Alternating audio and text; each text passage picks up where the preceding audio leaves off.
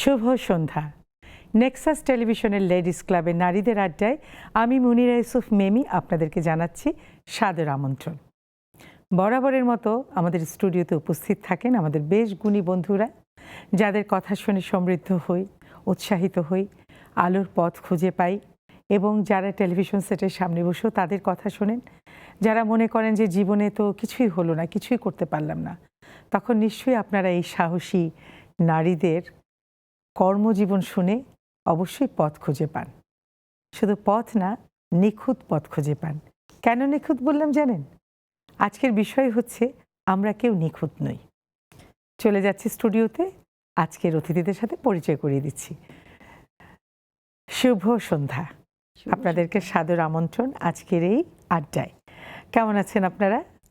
ভালো আছি আলহামদুলিল্লাহ। আপনি কেমন আছেন? খুবই ভালো আছি।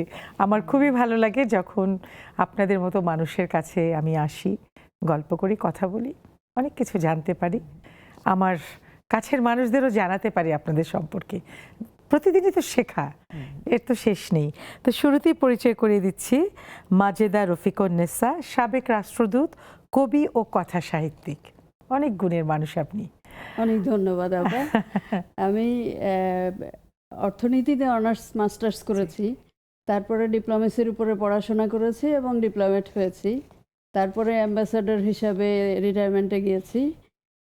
কিন্তু এদিকে আবার লেখালেখি করি, এটাতে অনেকেই বলে যে কি ধরনের পাগলামে এটা।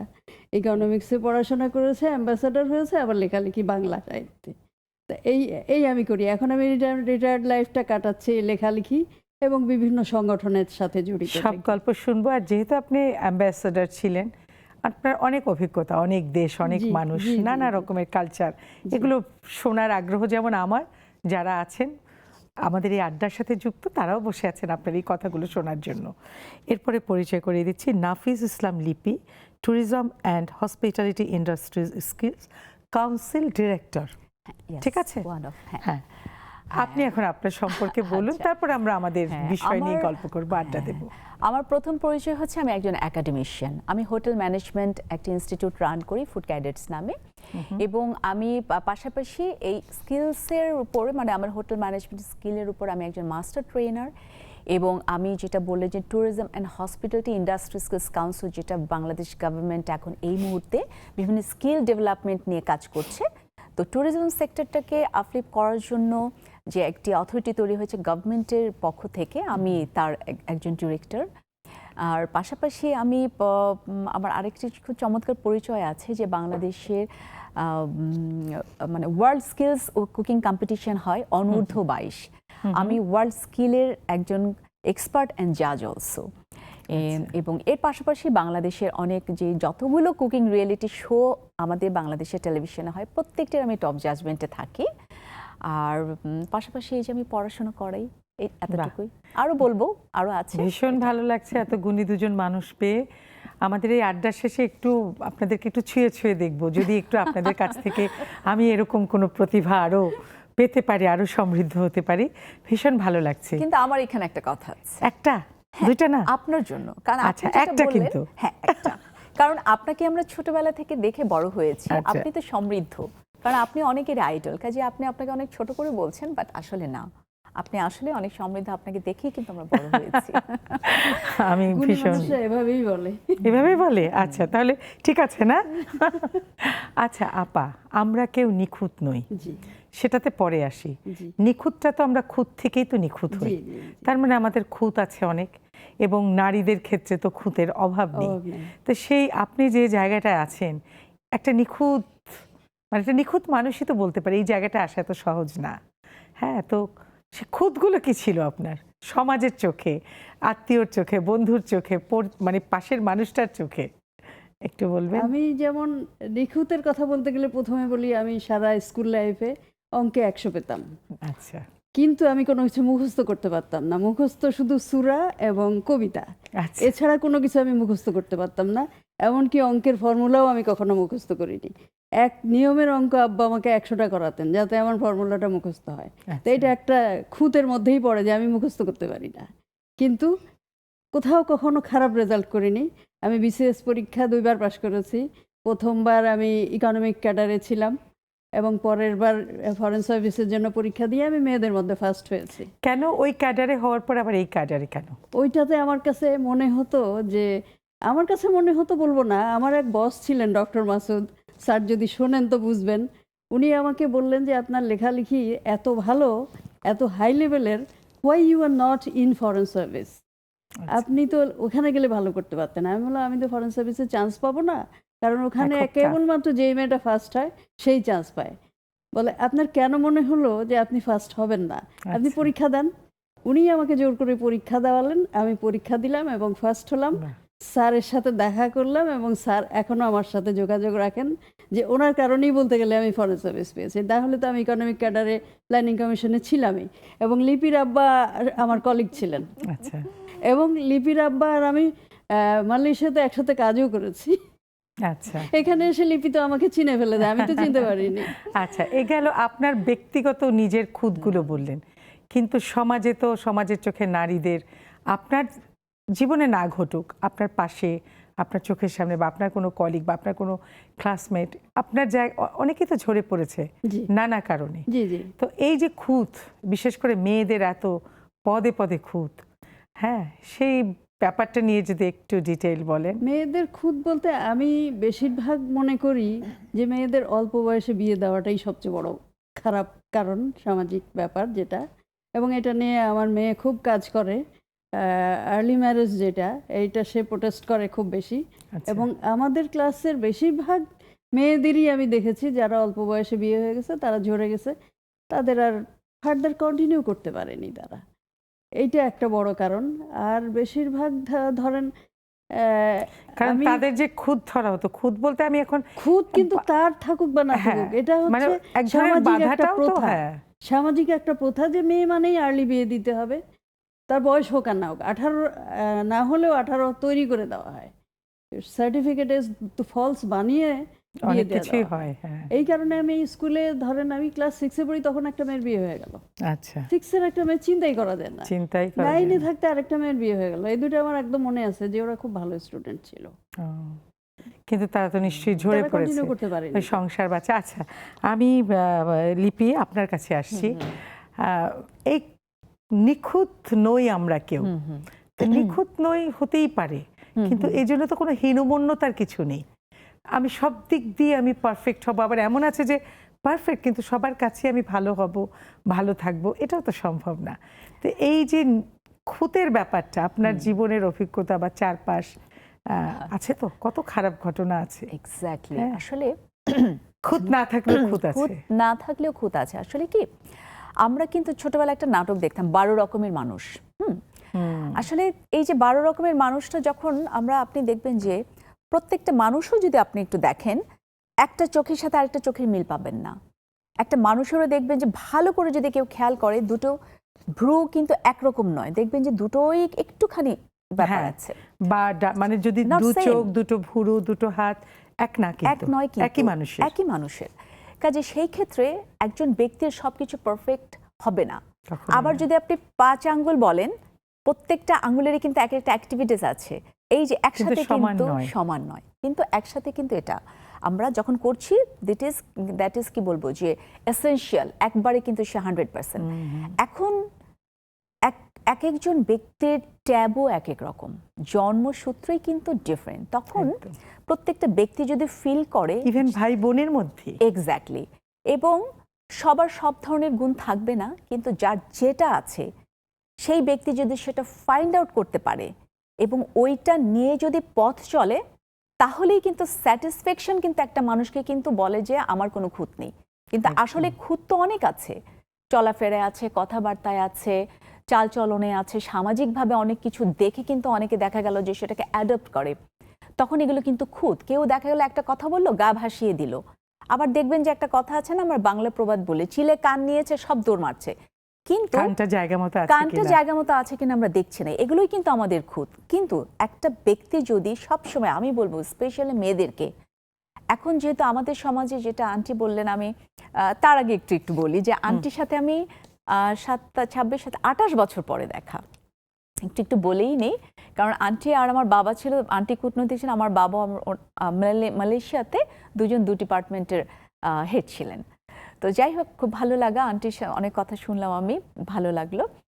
তো সেটা থেকে বলা যে একজন ব্যক্তি, স্পেশালি মেয়েরা, এখন আমরা বের হয়ে আসছি, আমরা সবসময় যে পেছন থেকে আমার তো এটা খুঁত আছে, আমি পারবো না, আমার মা বলেছে তোর এটা নেই, আমার আত্মীয় স্বজন বলছে তুমি এটা করতে যাচ্ছ, কেন এটা করবে, তুমি পারবে না। হয় কি, এই যে খুঁত এভাবে ধরতেছে যে তুমি এটা পারবে না।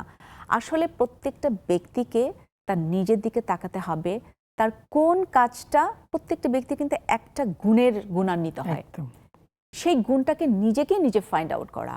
আর এখন তো আমরা ঘরে ঘরে সবাই এডুকেটেড হচ্ছি, তো সেই ক্ষেত্রে আমি ফুড নিয়ে, বিশ্বাস করেন, বিং আ হাই অফিসিয়াল মানে পারসনস ডটার, আমাকে কিন্তু কখনো একসেপ্ট করেনি আমার ফ্যামিলি থেকে যে তুমি কেন রান্নাবান্না শিখতে হবে, যে রান্নাবান্না কেন তোমাকে শিখতে হবে, আমি ইংলিশ মিডিয়ামে পড়াতাম, আমি ইকোনমিক্সে মাস্টার্স, তো তোমাকে কেন রান্নাবান্না শিখতে হবে। কিন্তু দেখেন যে এই যে আমি যদি তখন যে এটা আমার খুদ, যে রান্নাবান্না শিখতে হবে মেয়ে এত এডুকেটেড হয়ে, এটা হয় না, এটা সামাজিক খুঁত। তোমাকে মানুষ কি বলবে, দৃষ্টিভঙ্গির খুঁত। হ্যাঁ, তো তোমাকে মানুষ দেখলে কি বলবে, হ্যাঁ অমুকের মেয়ে, এই যে ব্যাপারটা। বাট আমার হাজবেন্ড আমাকে সবসময় সাপোর্ট করতো, আমার শ্বশুর বাড়ির বলতো যে না, কোথায় আছেন আমার হাজবেন্ড কর্পোরেট একজন পার্সন, আচ্ছা, উনি এখন এই মুহূর্তে মানে আছে, বাংলাদেশে আছেন। তো যাই হোক, এখন ও বলতো যে তুমি হোয়াট এভার ইট ইজ, তুমি যেটা ভালো লাগে সেই যেটা ভালো লাগে। আমাদের গল্প আড্ডা আবার ফিরে আসবো, একটু ছোট্ট বিরতি নিয়ে আসছি। আসলে খুঁত আর নিখুঁত, এটা ভীষণ একটা কি বলবো, কঠিন না সহজ, সেই তর্ক বা বিতর্ক বা আড্ডা নিয়ে আসছি খুব শীঘ্রই, একটু অপেক্ষা করুন। ছোট্ট বিরতি। চলে এলাম একটা ছোট্ট বিরতির পরে লেডিস ক্লাবের আড্ডায়, নেক্সাস টেলিভিশনের লেডিস ক্লাবের আড্ডা আমাদের এখন আরেকটু জমবে। আমাদের আরেকজন অতিথি চলে এসেছেন, পরিচয় করে দিচ্ছি তার সাথে। ইয়াসমিন আক্তার আরবি, স্বত্বাধিকারী শারমিনস ওয়্যার ম্যাট। একটু দেরি হয়ে গেছে আপনার না লাইভে আসতে। আসলে আমাদের আজকের বিষয়, আমরা কেউ নিখুঁত নই, খুঁত থাকতেই পারে। আজকে এই দেরি হওয়াটা একটু ক্ষতি হয়ে গেল, কিন্তু এটা খুব ক্ষতি হলো না, খুব ক্ষতি হলো না। আপনি ঠিক আছেন তো? মানে খুব একটা চাপ গেছে যে লাইভ, যেহেতু একটু কথা বলতে পারবেন তো এখন? হ্যাঁ, অবশ্যই। আচ্ছা, আপনার সম্পর্কে বলুন। আমি হচ্ছে ইয়াসমিন আক্তার আরবি, কাজ করতেছি পুরান ঢাকা থেকে, ওয়ারি থেকে ক্লথিং নিয়ে কাজ করতেছি। আমার সিগনেচার পণ্য হচ্ছে যে হ্যান্ডমেড জামদানি, যেটাকে হ্যান্ডলুম জামদানি বলে। আমি নিজেও পরে আসছি আজকে এটা। সাথে আমার ইন্ডিয়ান পাকিস্তানি ড্রেস এগুলো আছে, যেহেতু অ্যাজ এ বিজনেস একটা পার্ট। আর আমি পুরান ঢাকা থেকে পড়াশোনা করেছি, বাংলাদেশ থেকে ম্যাট্রিক দিয়েছি এবং এন্টার হচ্ছে যে আপনার মহানগর থেকে দিয়েছি। কতদিনের আপনার এই বিজনেসটা? বিজনেসটা স্টার্ট করেছি আমি 2020 থেকে। আচ্ছা, এই পর্যন্ত আর কি, যে 2006 এই শাড়ির এই আইডিয়াটা আপনার কবে থেকে আসলো? শুরু থেকে বলতে আমার ছোটকাল থেকে অভ্যাস একটা ছিল কি, যে কেউ যদি কোনো কাজ করতো, সেটা বয়স্ক লোক হোক আর ইয়াং হোক, দেখা গেছে ওটা আমার শেখার মানে খুব ইচ্ছা ছিল আমার, শেখার আগ্রহ। হ্যাঁ, এই যে আগ্রহটা যে এত বেশি, যে যেটা করতো সেটাই শিখতাম। বাট যেহেতু স্টুডেন্ট ছিলাম, সবগুলো তো ধরে রাখার মতো সম্ভব আমার না। তো আম্মু বলতো সবসময় যে তুমি যেটা দেখছো সেটাই শিখতেছো, এটা তো মানে কোনো কাজে আসবে না, কারণ একটা শিখলে একটা ভুলে যাবা, আর একটা শিখলে একটা ভুলে যাবো। তো আস্তে আস্তে দেখা গেছে মোটামুটি ভুলেই গেছি পড়াশোনাতে আগাইতে আগাইতে। পরে যে বিয়ে হয়ে গেল, মেয়ে হয়েছে, তখন নিজেকে অ্যাজ এ হাউস ওয়াইফে দেখতাম। বাট ওই যে আমার ইচ্ছাটা, ওগুলো একটু পরে দেখা যেত নিজে কিছু হব, এরকম কিছু হতো। তো এখন যেহেতু মানুষ ড্রেসের প্রতি এত ঝুঁকে গেছে, আমার ওই ড্রেসটা নিয়ে কাজ করতে ইচ্ছা করছে। পরে আমি আর কি স্টার্ট করলাম ড্রেস দিয়েই। এই গল্পে আসবো যে বিয়ে হয়ে গেছে, বাচ্চা হয়ে গেছে, আবার আপনার কি বলে ভালোবাসার জায়গায় ফিরে এসেছেন। এটা নিশ্চয়ই একদিনের জার্নি নয়, হ্যাঁ, এটাও একটা আপনার যুদ্ধের একটা জার্নি, এবং যুদ্ধে আপনি জয়িত হয়েছেনই। অসাধারণ সুন্দর একটা শাড়ি পরেছেন, খুবই ভালো লাগছে। তো আপা, আপনাকে বলছি, আমাদের মাজেদা আপা, আমাদের আসলে মাজেদা আপাই তো, মানে আপনার তো অভিজ্ঞতার ঝুড়ি, আপনি একাই কিন্তু 100, আপনার গল্প শেষ হবে না, আজকে কিন্তু ছাড়ছি না। তো আপনার যে এতদিন আপনি কতগুলো দেশে ছিলেন, কতগুলো দূতাবাসে ছিলেন? পোস্টিং ছিল 4টা দেশে, হ্যাঁ, ট্রেনিং ছিল আরো কিছু দেশে, এবং পোস্টিংটাই বলে। আমার পোস্টিং ছিল মালয়েশিয়া, টার্কি, উজবেকিস্তান এবং ফিলিপিন। কোন দেশ ভালো লেগেছে বেশি? মালয়েশিয়াটাই সবচেয়ে ভালো লেগেছে, কারণ ওটা তো ফার্স্ট পোস্টিং। আর ট্রেনিং করেছি আমি জার্মানে, বেলজিয়ামে, ফ্রান্স, ইউকে, এগুলোতে আমি ট্রেনিং করেছি। আর অফিসিয়াল পারপাজে আমাকে ইন্দোনেশিয়া, সিঙ্গাপুর, থাইল্যান্ড এবং বিভিন্ন জায়গায় যেতে হয়েছে। মানে মোট আমি প্রায় 30টা দেশ ভিজিট করেছি সোফার। এবং আমার মনে হয় বাংলাদেশই সবচেয়ে ভালো। না, আর একটা কথা বলি, এই যে নারীদের যে অগ্রযাত্রা, আপনি তো তার একেবারেই জলজ্জান্ত প্রমাণ। তো বিদেশ তো আপনি অনেক দেখেছেন, মেয়েদের এম্পাওয়ারমেন্ট, তাদের পজিশন, সব কিছুই। আমাদের দৃষ্টিভঙ্গির সাথে তো তাদের দৃষ্টিভঙ্গি মিলিয়ে তো লাভ নেই।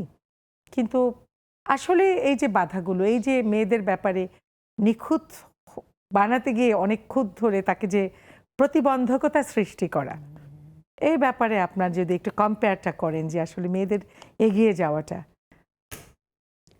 আসলে মেয়েদের খুঁত ধরার বিষয়টা অন্য দেশে যে নাই সেটা বলা যাবে না। যেমন ফিলিপিনে বেশিরভাগই আমি যেটা দেখেছি, আপনারাও হয়তো জানেন, বিদেশে কিন্তু ফিলিপিনো মেইড খুব বেশি এবং ট্রেন্ড মেইড। তারা বিদেশে যে টাকা পাঠায় হাজব্যান্ডের কাছে, আচ্ছা, হাজব্যান্ড তখন সেই টাকাগুলো দিয়ে আরেকটা বিয়ে করে ফেলে। কারণ হচ্ছে আগের বউটা দেখতে ভালো না, কাজ করতে করতে সে বুড়া হয়ে গেছে, এইটা তার একটা খুঁত, সে আর একটা নতুন বিয়ে করে ফেলে। সেই মেয়েটা যে কষ্ট করে টাকাটা রোজগার করে পাঠালো, সেটা কিন্তু মহিলাটার কোনো কাজে লাগলো না আর। কারণ লোকটাকে টাকা গেলই পাঠিয়েছিল, কিন্তু সবার ভালো, সে কিন্তু সংসারের ভালোর জন্য গেল, কিন্তু তাকে আলটিমেটলি সাফার করতে হলো। এখন সে সতীনের সাথে থাকবে কি থাকবে না সেটা তার চয়েসের ব্যাপার। হাজব্যান্ড তো নতুন বউ নিয়ে খুশি। এখন বাচ্চাগুলো কোন দিকে যাবে, এটা একটা অনেক বড় সমস্যা। এইটা হলো ফিলিপিনের ব্যাপার। মালয়েশিয়াতে অবশ্য খুব ভালো, তাদের মধ্যে এই ধরনের খুদ ধরাধরির হ্যাবিটটা নাই। আর টার্কিতেও নাই, টার্কি তো বেশ মেন্টালিটির দিক দিয়ে ওয়েস্টার্নের মতোই। আচ্ছা। আর ছিলাম উজবেকিস্তানে। উজবেকিস্তানে হচ্ছে একটা রাশিয়ান মেন্টালিটি, সোভিয়েত আমলে ছিল। এখন ওদের ওইরকম করে খুদ ধরে না তারা। বুঝতে পেরেছি। তারা ইচ্ছা করলে স্লিভলেস পড়ছে, ইচ্ছা করলে বোরখা পড়ছে, কেউ কিছু বলবে না। তার চয়েস, এখানে কোনো মানে কোনো বাধ্যবাধকতা বা প্রতিবন্ধকতা এসব কিছুই নেই। আর একটা ছোট্ট প্রশ্ন খুব জানার ইচ্ছে আমার, যে আমাদের দেশ থেকে যারা যায় মেয়েড হিসেবে বিভিন্ন দেশে যায়, শেষ তারাও তো তাদের প্রাপ্যটা পায় না, অনেক রকম তারা কিন্তু ট্রেন্ড না। ট্রেন্ড না, তারপরে যাচ্ছে কিভাবে, তাহলে কি হওয়া উচিত? এইটা এজেন্টের মাধ্যমে যাচ্ছে এবং এজেন্টরা এর মধ্যে কারচুপি করে কি করে জানি না, ঠিক যতটা বেতন পাওয়ার কথা ততটা এদের বলে না, এদের বলে বেশি পাবা, ওইখানে যে কম দেয়। এবং যেই ট্রেনিংগুলো জানা ওদের ট্রেনিং নিয়ে যাওয়ার কথা, সেই প্রপার ট্রেনিংটা এখানে দেওয়া। তাহলে সেই ট্রেনিংটা যে হওয়া উচিত, বা তারা ট্রেন্ড না, এটা তো ওরা তো ট্রেন্ড লোকই চাচ্ছে, যারা তাহলে আমাদের করণীয় এটা কি? তাদের দোষ। এটা কিন্তু যারা মেয়েডরা যাচ্ছে তাদের কোনো দোষ না। সেই তাদের ওখানে যে হয়তো ওয়াশিং মেশিন চালাতে হবে, এখানে ওয়াশিং মেশিনটা কি সেটাই হয়তো সে জানে না। তাকে অমুক জিনিসটা ডিপ ফ্রিজে রাখতে হবে, অমুক জিনিসটা ফ্রিজে রাখতে হবে, ও হয়তো ফ্রিজ ডিপ ফ্রিজের পার্থক্যই বোঝে না। পার্থক্যটাই বুঝলো না। তারপরে অথচ ফিলিপিনে যেটা দেখেছি, ট্রেনিং ইনস্টিটিউট যেটা, সেখানে মহিলারা ওয়েল্ডিং এর কাজও যেমন করছে, অটোমোবাইলের কাজও করছে, আর অন্যান্য সবকিছু তো করছেই। একজন অটোমোবাইল ট্রেনিং নিচ্ছিল, তাকে জিজ্ঞেস করলাম যে আপনি মহিলা হয়ে অটোমোবাইলের এত হেভি কাজটা আপনি কেন করছেন? বলে অন্য কাজ তো সবাই করে, আমি এটা করে একটু দেখাই দিই না কেমন লাগে। দারুণ লাগলো। হ্যাঁ, আমি এটা নিয়ে একটু নিজে আমি একটু টান দিয়ে নিয়ে নিলাম। হ্যাঁ হ্যাঁ, অবশ্যই অ্যাড করি, কারণ যেহেতু আমি স্কিল নিয়ে কাজ করছি, তো স্কিলডের ব্যাপারটা যেটা হয়েছে যে আমরা যখন মালয়েশিয়াতে ছিলাম তখন আমরা দেখেছি যে ফিলিপিন থেকে কিন্তু মেয়েটা চলে আসতো মালয়েশিয়াতে কাজ করতে। এটা হচ্ছে গিয়ে 2000, আমি 94 থেকে 97, আমরা 93 থেকে 98 ওই একসাথে আন্টিরা ছিল। তো যাই হোক, ওই সময়টাতে আমি দেখেছি এখন স্কিলের জায়গাটা যেটা হয় আমাদের দেশে কিন্তু এই ব্যাপারটা ছিল না। তো ওই সময়টাতে মালয়েশিয়াতে আমি দেখতাম যে যখন লেবাররা যাচ্ছে, তারা হয়তো ঢাকা শহরের জীবনে আসেনি, সরাসরি গ্রামে বিদেশে চলে যাচ্ছে। তারা ম্যানার্স জানছে না, তারা কাজ শিখছে মানে জানতো না। কিন্তু এখন যেহেতু আমি স্কিল নিয়ে কাজ করি, আমি স্কিল ডেভেলপমেন্টের কাছে এখন গভর্নমেন্ট যেভাবে প্রেশার দিচ্ছে, তো তারপরও দেখা গেল যে আমি একটা ট্রেনিং ইনস্টিটিউট রান করছি, আমি এডিবির প্রজেক্ট করছি, আমি ওয়ার্ল্ড ব্যাংকের প্রজেক্ট করছি, কি স্কিল ডেভেলপমেন্টের জন্য, যে তোমরা হসপিটালিটি ম্যানেজমেন্টটা পড়ো, পড়ে তোমরা শিখে তোমরা বিদেশে যাও, বা আমার দেশে তুমি চাকরি করো শিখে। এখন আমার দেশের সামাজিক ব্যবস্থাটাই এরকম ছিল যে একটা মানে যারা কাজ করছে গ্রুপ অফ পার্সন, আমি কিভাবে বলবো, যে ওনারা গ্রাম থেকে নিয়ে সরাসরি বিদেশে পাঠিয়ে দিচ্ছে, কিন্তু স্কিলের একটা ট্রেনিং। আপনি চা খেতে পারেন, চায়ের ব্যবস্থা আছে আমাদের আড্ডায়, খেতে পারেন। তো স্কিলের একটা ট্রেনিং দিয়ে পাঠালে কিন্তু এই সমস্যাটা হয় না। ওয়ারএস পাকিস্তান, ইন্ডিয়া, তারা কিন্তু প্রত্যেকটা অকুপেশনের উপর যারা বিদেশে পাঠাবে ওদেরকে ট্রেনিং দিয়ে পাঠাচ্ছে। বাট আমাদের দেশে এখনো কেন যেন যারা পাঠাচ্ছেন তারা এটা করছে না। কিন্তু আমাদের গভর্নমেন্ট কিন্তু এখন শুরু করেছে, আমরা কাজ করছি, আমরা অনেক স্টুডেন্ট মাঝে মধ্যে পাইও না ট্রেনিং দেওয়ার। তারা ভাবে যে না, আমি 10-12 লক্ষ টাকা খরচ করে বিদেশে চলে যাচ্ছে, কিন্তু গভর্নমেন্ট, যেমন আমি যেটা করছি, আমরা ফ্রি অফ কস্ট ট্রেনিং দিচ্ছি, ইন্ডাস্ট্রিয়াল অ্যাটাচমেন্ট দিচ্ছি, চাকরিও দিয়ে দিচ্ছি, আচ্ছা, একদম গভর্নমেন্ট থেকে। একটা চেঞ্জ আসছে, একটু চেঞ্জ এসছে, একটু এসছে। কিন্তু এই যে হুট করে যারা চলে যাচ্ছে, মানে এদেরকে আপনারা কিভাবে? এখন যেটা হয়েছে যে গভর্নমেন্ট দিক থেকেও প্রচারণা চালাচ্ছে। আর আমি তো একজন সেলফমেড, আমি একজন প্রাইভেট ইনস্টিটিউট রান করছি। এখন গভর্নমেন্ট ইনিশিয়েটিভ নিয়েছে, গভর্নমেন্ট অ্যান্ড প্রাইভেট ইনস্টিটিউশনের বোথ পার্টনারশিপে। কারণ আমরা যেহেতু প্রাইভেট, আমাদের সাস্টেন করতে হলে কিন্তু আমরা কোয়ালিটিটাকে বেশি এনশিওর করছি। আর গভর্নমেন্ট তখন আমাদের সাথে এই যে কোলাবোরেশনে কাজ করছে। দ্যাটস ওয়াই আমি যেটা, যে আইএসসি ইন্ডাস্ট্রি স্কিলস কাউন্সিল, যেটা আমরা ট্যুরিজম হসপিটালিটি, আমি একজন ডিরেক্টর অলসো, তো এভাবে কাজ করছি। কিন্তু এখনো আমাদের ব্যবস্থাটা এরকমই রয়েছে যে ট্রেনিং তুই কি দরকার আছে, এই বিদেশে চলে গেলে একটা কাজ করলে হয়ে যাবে, কিন্তু আসলে তারা বোকামি করছে। এই যে মানে না শেখা, এটা একটা বড় খুঁত, কিন্তু এটা বড় খুঁত, মানে নিজেকে নিখুঁত করার আর চিন্তাটা তার মধ্যে আসলো না। চলে যাচ্ছি আমরা ইয়াসমিন আপা আপনার কাছে। এই যে আপনার পথ চলাটা একটু আমার জানার ইচ্ছে, যে ছোটবেলা অনেক কিছু শেখার ইচ্ছে, মা বললেন যে এগুলো মনে থাকবে না, পার্টিকুলার কিছু একটা করো, আপনিও দেখলেন ভুলে গেলেন, কিন্তু বিয়ে নিশ্চয়ই একটু আগে আগে হয়ে গেছে হয়তো, এবং স্বপ্নটা আপনি একেবারেই মাটি চাপা দেননি, বারবার জেগে উঠেছে, কিন্তু সুযোগ পাচ্ছিলেন না। তো সেই সুযোগটা কিভাবে হলো? অ্যাকচুয়ালি ব্যাপারটা হচ্ছিল, যখন হাউস ওয়াইফ হয়েছি আমি, তখন একদম আর একটু ইন্টারাপ্ট করি, সরি, মানে এই না হওয়ার কারণ কি? আপনার কাছে মনে হচ্ছিল আপনি নিখুঁত না, আপনার কোনো খুঁত আছে?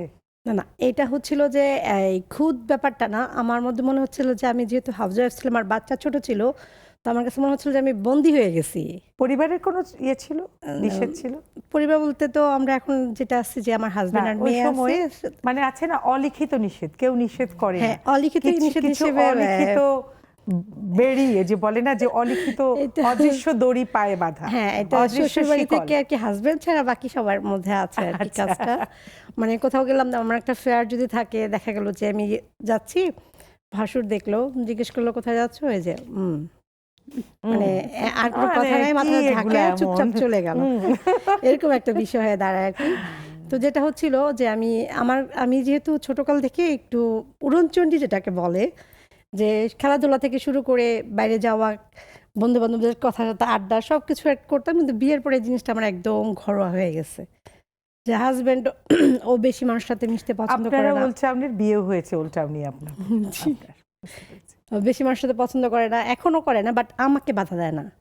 হ্যাঁ, তো ওই জিনিসটা আমার বন্ধ হয়ে যাওয়ার কারণে আমার খুব মানে মনে হচ্ছিল যে আমি বন্দি হয়ে গেছি। আর বাধা কিছু একটা করতে হবে, তাই মনে করে বাধা জিনিসটা খুব হ্যাঁ কষ্টের, বাট কিছু একটা করতে হবে। তো আমি এটা নিয়েছি, কিন্তু আমি তাকে বুঝেছি যে আমি এটা অনলাইনে করবো। তো আমি জানি যে অনলাইনের মাধ্যমে করা যায়, যেহেতু বাইরে যাই না, অনেক কিছু থেকে আমি পিছিয়ে ছিলাম। তো আস্তে আস্তে দেখলাম যে এটা 2022-এ দেখলাম যে এই ফেয়ার জিনিসটা অনেক বেশি হচ্ছে, ইভেন্টের অ্যাডগুলো আমার সামনে আসে, আমি মাঝে মাঝে আর কি একটু স্ক্রল করে চলে যাই, যে আমি এটা দিয়ে কী করবো, আমার দিয়ে তো হবে খারাপ, হ্যাঁ আমি তো বন্দি, হ্যাঁ আমি তো আধারে বন্দি, আমাকে কি আলোতে নিয়ে যাও, এই গান গাচ্ছে মনে মনে। হ্যাঁ, আমার কাজ হচ্ছে যে আমি তো বলছি আমি অনলাইনে করবো। তো একটা যেটা ছিল যে 2022-এ একটা টপ এন্টারপ্রেনার একটা ইভেন্ট আছে, এটা আমার চোখে আসে, আর হুট করে আমি করার চিন্তা ভাবনা করি। বাট আমার একটা অভ্যাস হচ্ছে, যেহেতু আমরা 2-3জন ফ্যামিলি, আমি হাজব্যান্ড আর মেয়ে, আমরা কিন্তু জয়েন্ট ফ্যামিলি, বাসার মধ্যে সবাই থাকি, বাট যার যার মতো আর কি ফ্ল্যাটে থাকি। তো আমি এটা দেখে তাকে জিজ্ঞেস করতেছি যে এটা করি তো হয়তো আমার বিজনেসের জন্য ভালো হবে, একটা করে দেখি, খারাপ হলে আর করবো না। তো এভাবে বলার পরে হাজবেন্ড একটু রাজি হয়েছে, সেক্ষেত্রে ফার্স্ট ওই ইভেন্টটা শুরু হয়। আস্তে আস্তে দেখলাম যে প্রথম দিনতে ভালোই হয়েছে, এটার পরে আর কি আমার কন্টিনিউ আস্তে আস্তে আস্তে আস্তে করতে করতে বাইরে বের হওয়া হয়েছে। বাহ, এখন এমন একটা হয়েছে, আমি এন্টারপ্রেনার অফ বাংলাদেশ যেটা আছে, ক্লাব অফ বাংলাদেশ, সেটার সাথে আমি আছি অ্যাজ এ মেম্বার ডিরেক্টর হিসেবে, ফাউন্ডার মেম্বারও আছি। তো আমার এই ওদের অ্যাজ এ টিমে কাজ করতে করতে এমন হচ্ছে যে আমার এই যে অফ ডে যে থাকে, অফ ডেটা অনেক সময় আমার বেড়ে যেতে হয়। মানে আমি আমার বন্দি মানুষটা বলতে গেলে একদম এখন উড়ে উড়ে প্রজাপতি হয়ে গেছে। হ্যাঁ, বলতে গেলে আমি আমার রাস্তাটা পেয়েছি, একদম। বাট মাঝে মাঝে বলে মানে রাস্তাটা নিজেকেই করতে হয়, আরো করতে আড্ডা হয়, হবে, হ্যাঁ। গল্প মানে হবে, একটা আমরা ছোট্ট যদি- বিরতিতে হ্যাঁ, যাচ্ছি। অবশ্যই। আসলে প্রজাপতি নিজেকেই হতে হয়, কেউ প্রজাপতি বানিয়ে দেয় না। সে প্রজাপতি হতে হলে নিজের যোগ্যতা, নিজের কি বলে পরিশ্রম, মেধা, বলে না যে না কান্না না করলে মাও তার বুকের দুধ দেয় না। আসলে জীবনটা এরকম, আর বিশেষ করে নারী, তাদের অনেক প্রতিবন্ধকতা থাকবেই। প্রজাপতি হতে হলে সেই প্রতিবন্ধকতাকে একেবারে পেছনে ফেলে সামনে এগোতে হবে। আসছি সেই গল্প আড্ডায় একটা ছোট্ট বিরতির পরে। চলে এলাম একটা ছোট্ট বিরতির পরে। আচ্ছা, জুমের বন্ধুরা কোথায়? এখনো কি চৈত্রের সেই দুপুরে ভাত ঘুম দিয়েই আছেন? একটু কি জাগবেন না? আমাদের জন্য জাগুন, চলে আসুন। আর নতুনরা যারা এই আমাদের জুমে আমাদের সাথে আড্ডা দিতে চাচ্ছেন, তাদের জন্য টেলিভিশন স্ক্রিনে জুম আইডির পাসকোড দেওয়া আছে। আপনারাও যুক্ত হতে পারেন, তবে শুধুমাত্র নারীরা। ফিরে যাচ্ছি সেই গল্পে। আপা, আপনাকেই আমি একটা প্রশ্ন করব, মাজেদা আপা। সেটা হচ্ছে এই যে উনি যখন বের হচ্ছেন, ভাসুর বলছেন কোথায় যাও, বলছে একটা মেলা, এক্সিবিশন।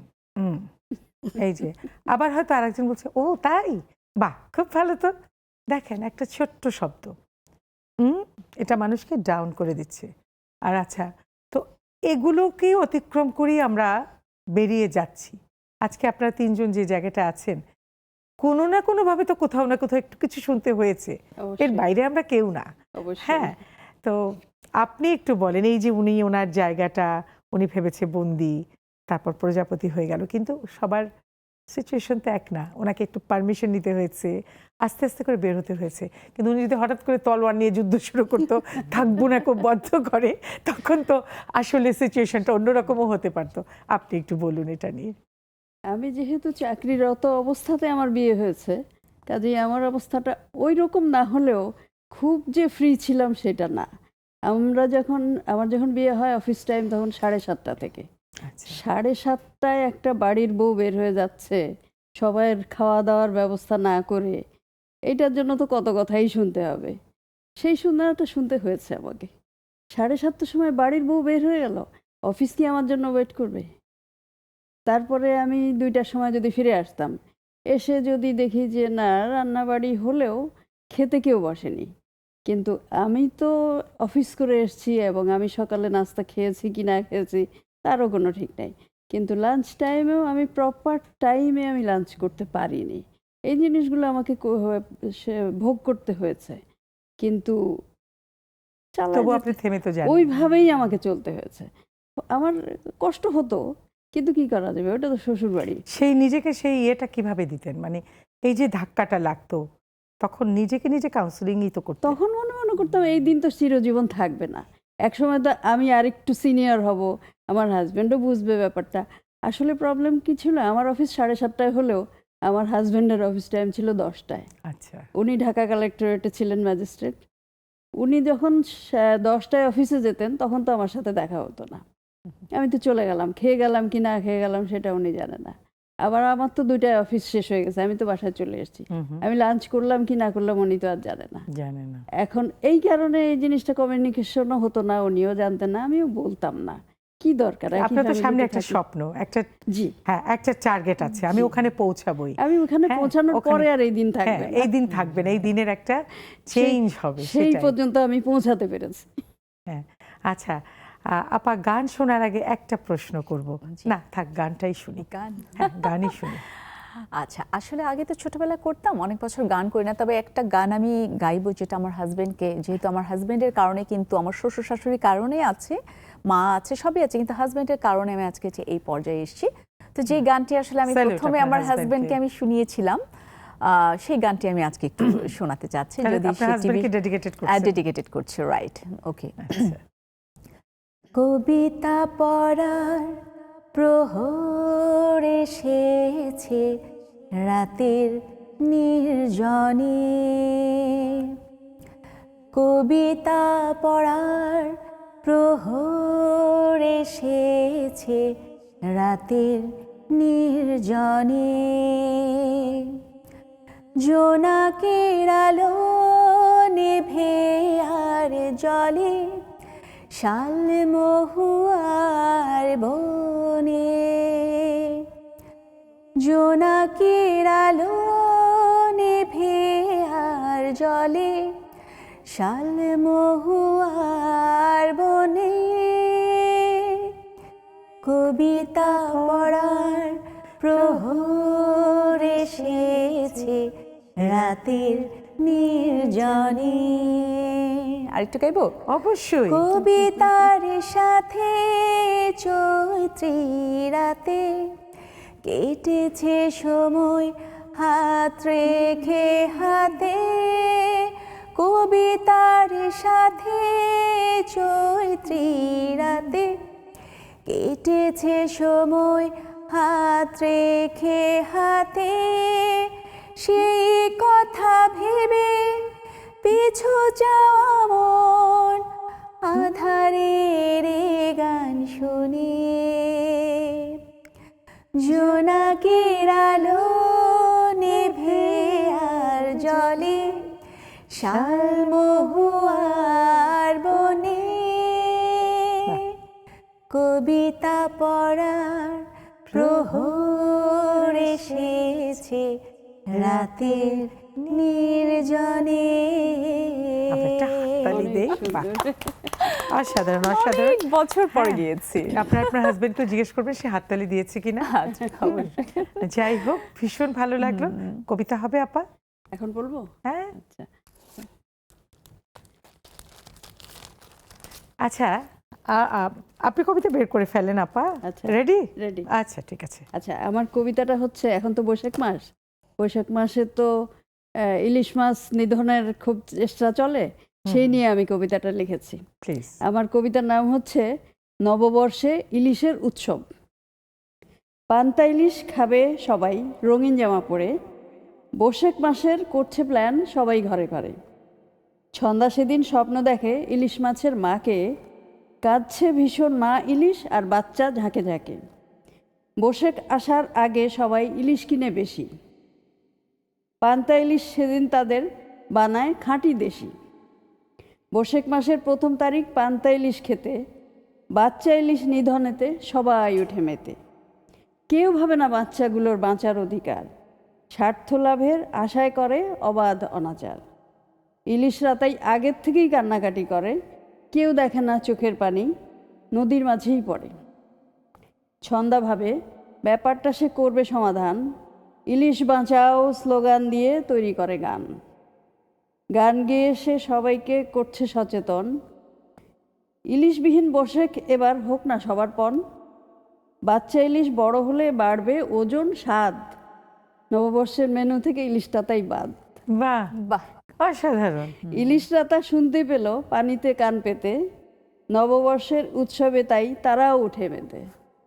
অসাধারণ সুন্দর অসাধারণ। একটা চোখে। মানে আসলে তো সত্যি সরকার কথা। যতই বলুক সবাই কিন্তু খেতেই মোটামুটি জাটকা কিনে খায়, এবং সেই, ওইটা না হলে বৈশাখ হবে এই না। যে দেখুন আপা, আমাদের জুমের বন্ধুরা চলে আসছে চৈত্র মাসের ভাত টাত খেয়ে, ভর্তা দিয়ে, বেগুন ভাজা দিয়ে, তারপরে আর কি করল্লা দিয়ে, ইলিশ আম মাছ ডাল দিয়ে, খেয়েছেন কিনা আপনারা? হ্যাঁ, তারপরে তাপদায় ঘেমে টেমে খামটাম শুকিয়ে একজন একটু মিষ্টি আপু মেকআপ টেকআপ করে আসছে, বাকিরা মেকআপ করার সময় পায়নি।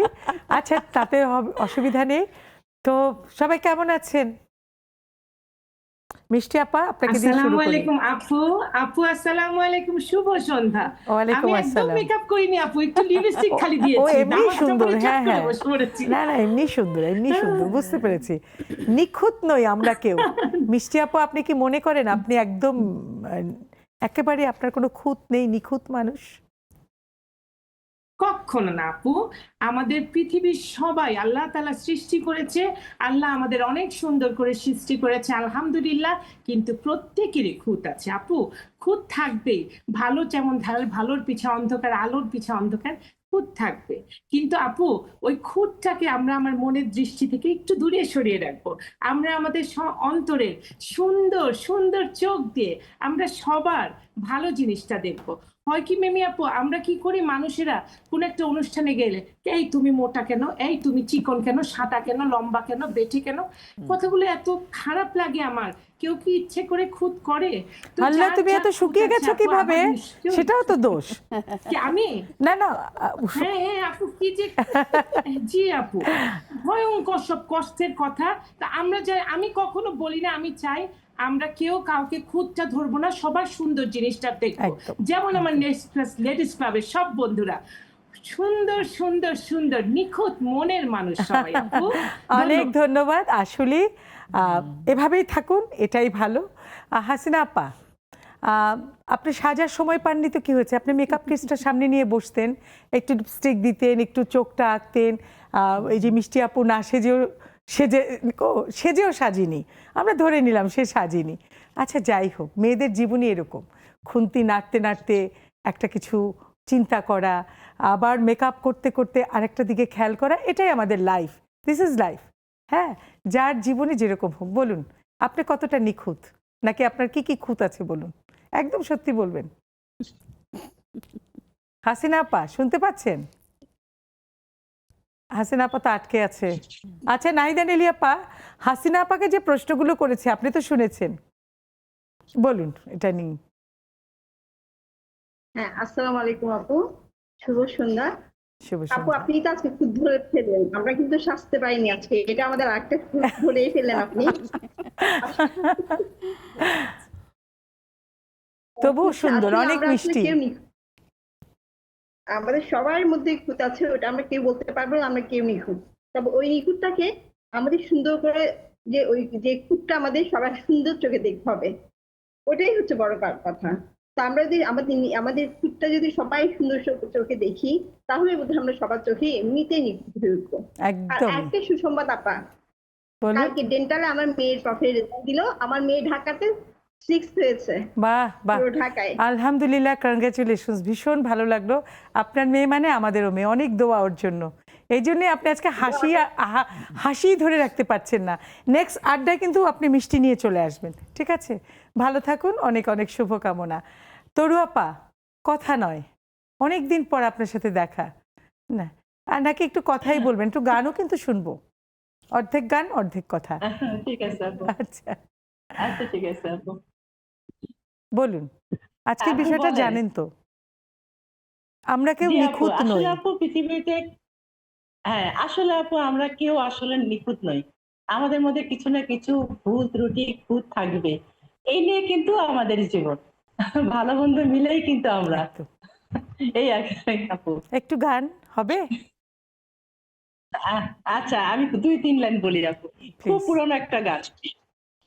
নতুন নামি ডাকো আমার, এই তো ছিল কামনা, রঙের পরশে রঙে দিলে মনের যত বাসনা, এ তুমি বলো না, নতুন নামে ডাকো আমার, প্রজাপতি মনে আমার, কেন যে ডাকে শুধু বিনা, আকাশ দীপালে কেন বলে কেঁদো না তুমি, কেঁদো না। এত যে শোক সইবে কি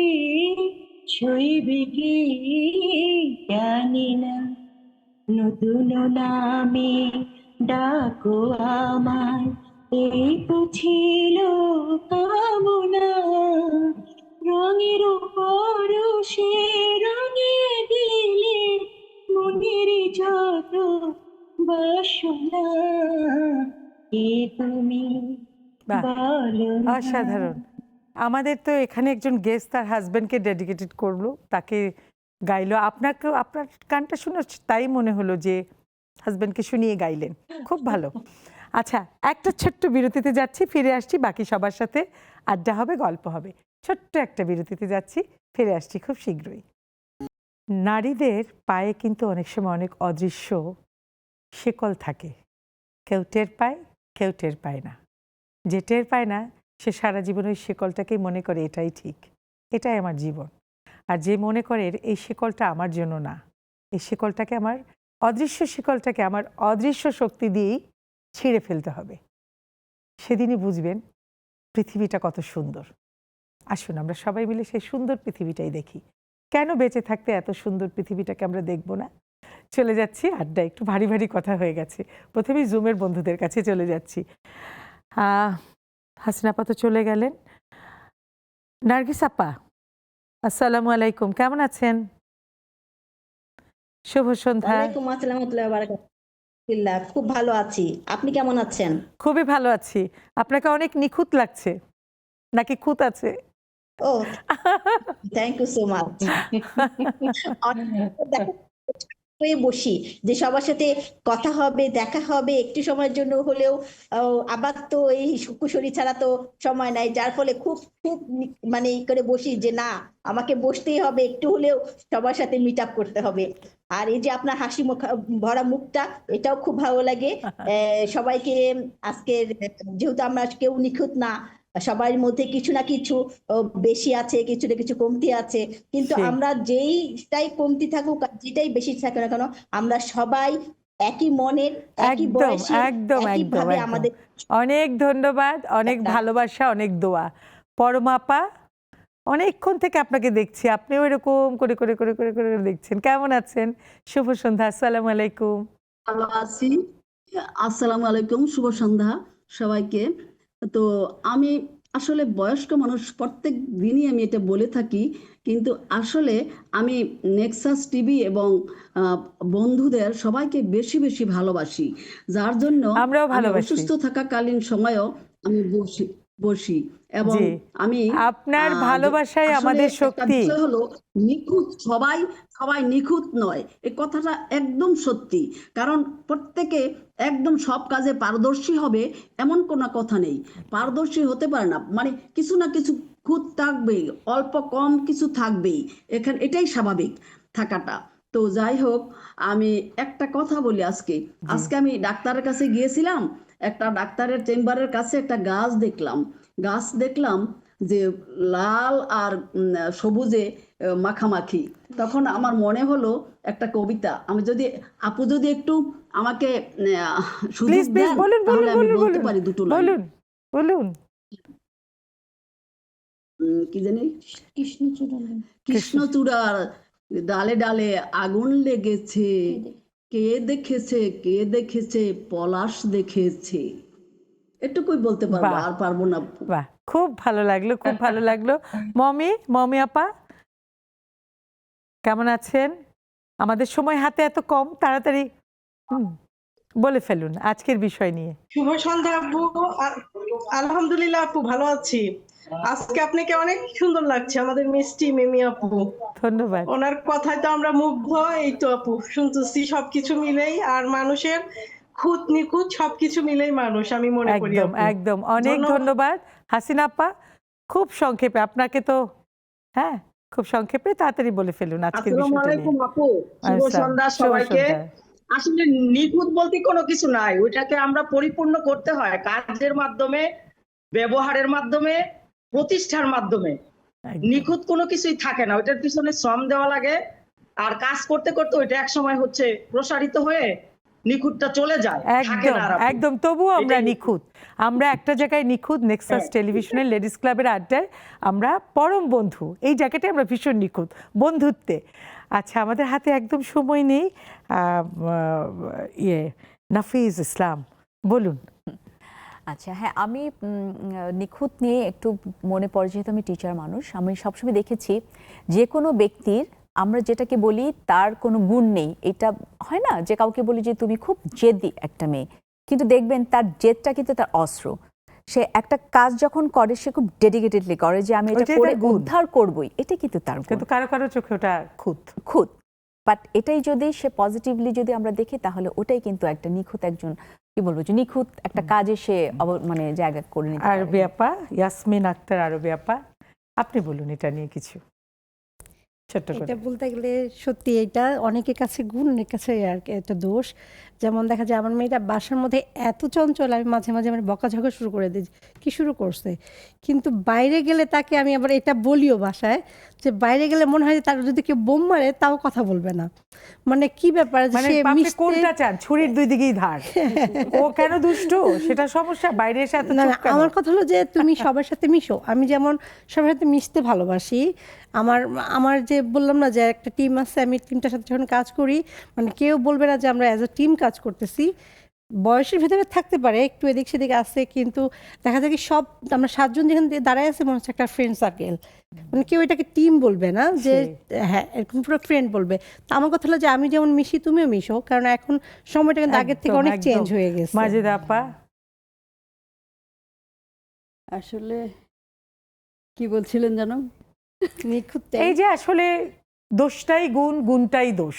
হ্যাঁ, আমি হ্যাঁ, যখন ছোট ছিলাম খুব চুপচাপ থাকতাম, আর পরে যখন দেখলাম যে আমি চুপচাপ থাকি এটা অনেকে পছন্দ করে, অনেকে পছন্দ করে না, কিন্তু আমি যখন আস্তে আস্তে স্টেপ বাই স্টেপ উপরে উঠতে থাকলাম তখন সবাই বলতো যে ও যে চুপচাপ থাকতো ওর জেদের কারণে ও আজকে ওই পর্যন্ত উঠেছে। আমাদের দেশের মহিলা অ্যাম্বাসাডরদের মধ্যে 3 নাম্বার আমি, বাহ, আমার আগে মাত্র 2 জন। স্যালুট আপনাকে।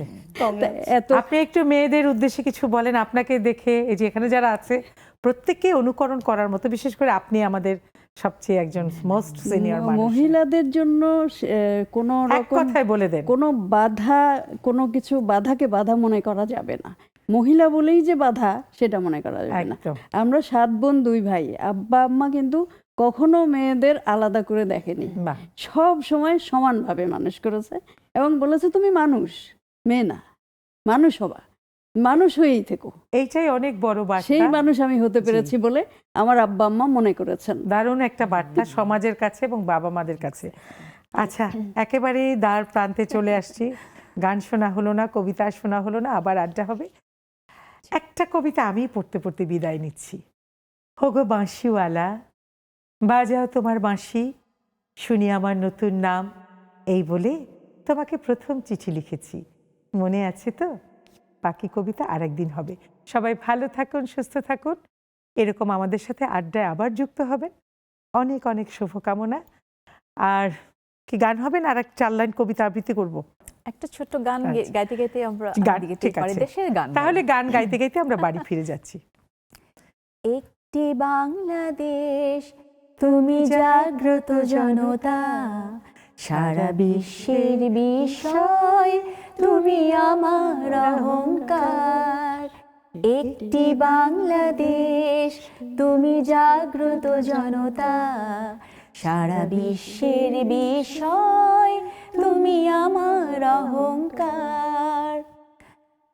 আমার স্বাধীনতা গৌরব সৌরভে দেখেছি আমার প্রাণীর স্বর্গ। লালা, ভুলে গিয়েছি।